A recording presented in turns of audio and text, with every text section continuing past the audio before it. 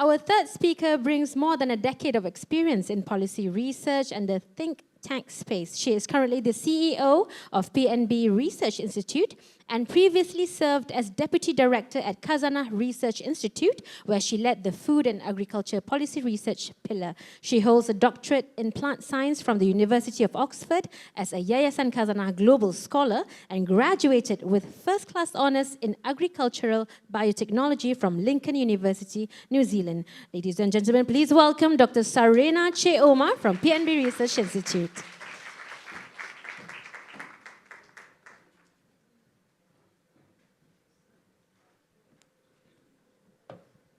Hello, testing.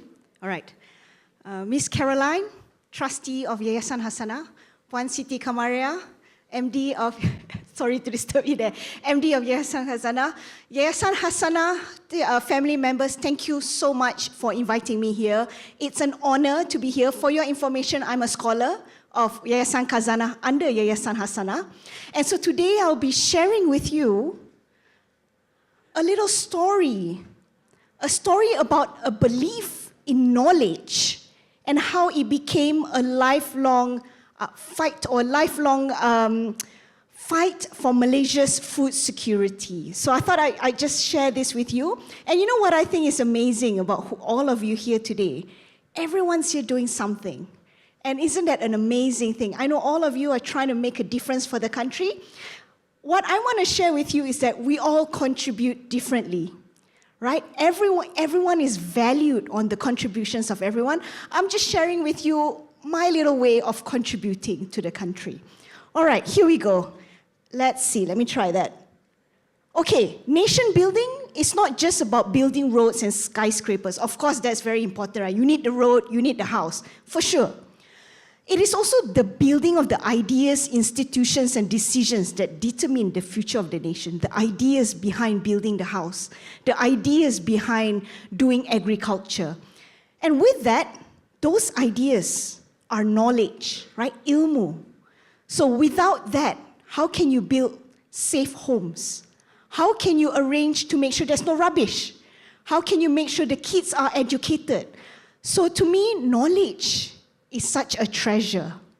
And there are many ways to use knowledge. So just sharing with you how I've used knowledge. Now, just going to share with you, I do a lot of work on food security and agriculture. And in fact, I always get this question. In fact, I got this question this morning by Puan Siti. Like, Sarena, why are you into agriculture? What makes you love it? First of all, I'll talk to you about rice. This is my area that I focus on.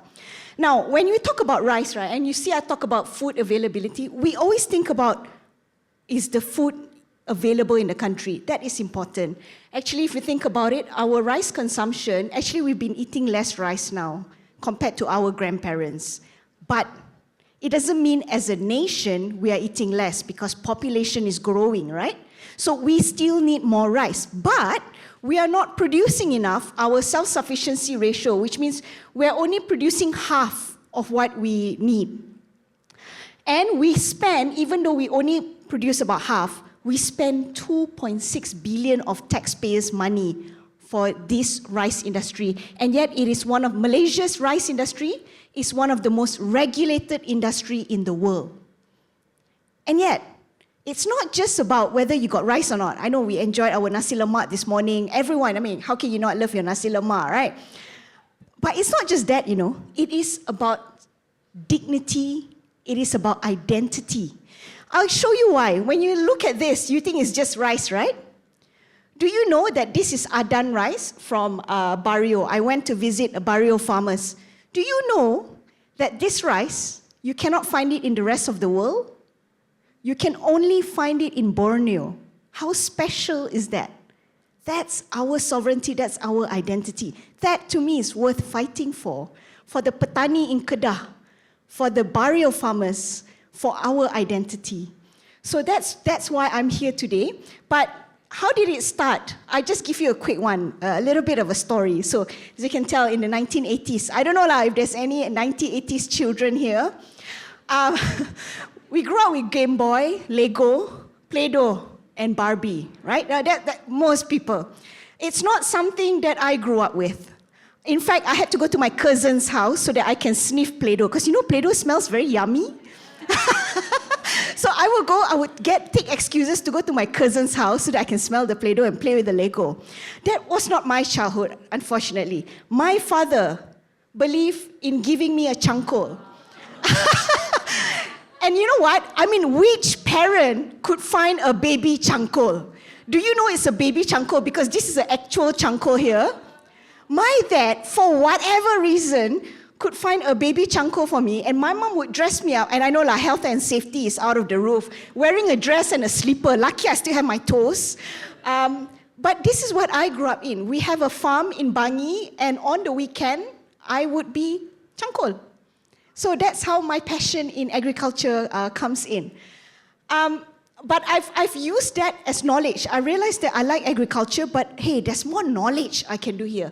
So I was funded by JPA, thank you to the Kerajaan Malaysia, who funded my agriculture biotechnology. And then I did a PhD in plant science by Yayasan Khazanah, thank you very much. It was fun. I pretty much, you know, I said I fight for rice, right? My job as a PhD was actually to kill rice. I infect it with diseases. So this is a rice plant that I killed. This is me trying to understand how the fungus infecting the rice plant. This is actually not roots. This is actually the fungus penetrating into the rice plant. So that was some of the work that I did. I grew. When they say, Sarena, you do policy in Paddy, you tanam Paddy ke? I'm like, hey, yeah, I do. This is me in Oxford. I menanam Paddy, menuai Paddy in a growth chamber. So this is some of the work that I've done. But how do you impart change? You got that knowledge, right? Is it enough? I've realized that it's not enough. You got to go to the ground. So over my career, 10 years career under Khazanah Research and PNB Research, I've interviewed more than 300 farmers and industry players. You think that our Paddy in Kedah is tractor. Actually, in Bakalalan, it's still kerbau, right? And this is in Tuaran, if I'm not mistaken. This is in Kodiang, one of the paddy farmers. And this is in one of the world's biggest seed bank, rice seed bank in the Philippines. 100,000 varieties of seed that they're saving for the world. So these are some of the things I've done. But you've got that knowledge, what do you do then? So you then produce reports, right? So you got to write it down. You can't just keep that knowledge for yourself. You got to share it. So all the work that I've done, it takes about 1 year to do. I've done about a decade of career, so I've got about 15. Each one of them is free and available. All of you can access it. And it's important because we want NGOs, we want government, we want private sector to be able to access this evidence-based knowledge. So that's some of the work that I've done.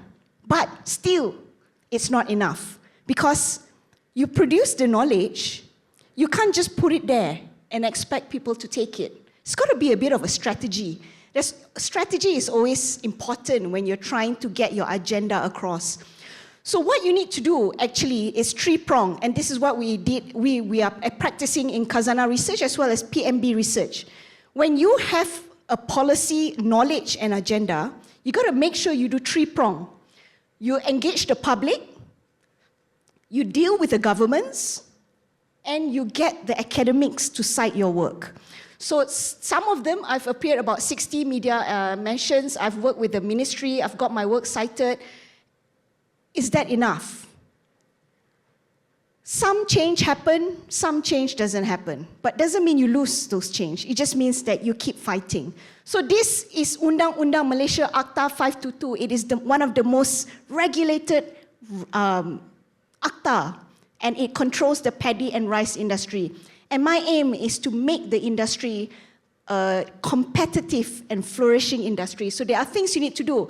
Some parts I've managed to win, some battles like adjustment of the paddy, and I told some of you. For your information, do you know that you can't move rice across state? Of course, you can move like 1 kilo of rice lah. But if you have like 10 kilo or 100 kilo of rice, do you know that you cannot move it across state? You need a license for it.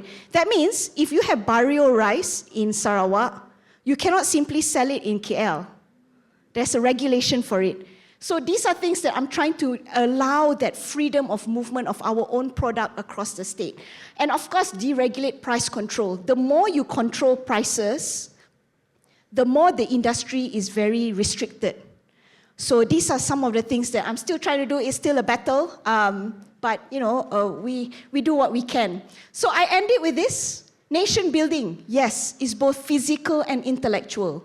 But with grit and courage, the intellect could go far in advancing to make sure that the physical is good for us to live in. I end it with that. Thank you very much, everyone, for your time. Assalamualaikum.